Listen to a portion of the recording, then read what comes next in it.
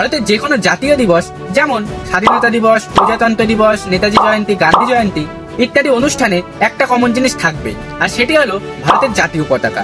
কিন্তু আপনারা কি জানেন এই ভারতের জাতীয় পতাকা কে ডিজাইন করেছিলেন এবং এই জাতীয় পতাকাতে থাকা এই তিনটে রঙের মানে কি?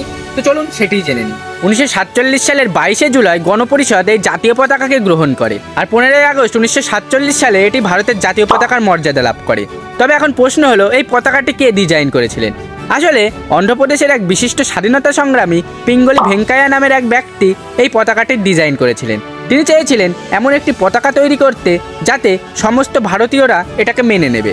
এই জন্যই তিনি এই 3 রঙের পতাকা তৈরি করেন, যার একদম উপরে রয়েছে গেরুয়া রং। আর এই গেরুয়া রং হলো শক্তি ও সাহসের প্রতীক, আর তার নিচে যে সাদা রং আছে সেটা শান্তি ও শুভ্রতার প্রতীক। আর একদম নিচে যে সবুজ রং আছে সেটি বিশ্বাস, প্রগতি এবং ভ্রাতৃত্বের প্রতীক। এছাড়া এই পতাকাতে একটা অশোক চক্র আছে, এটিতে 24টা দ্বন্দ্ব আছে, যেটা সততা এবং ন্যায়ের প্রতীক। তো বন্ধুরা, এই ভিডিওটি আপনাদের কেমন লাগলো তা অবশ্যই কমেন্ট করে জানান। আর হ্যাঁ, আপনারা যদি একজন ভারতীয় হয়ে থাকেন তাহলে অবশ্যই কমেন্টে জয় হিন্দ লিখে জানান।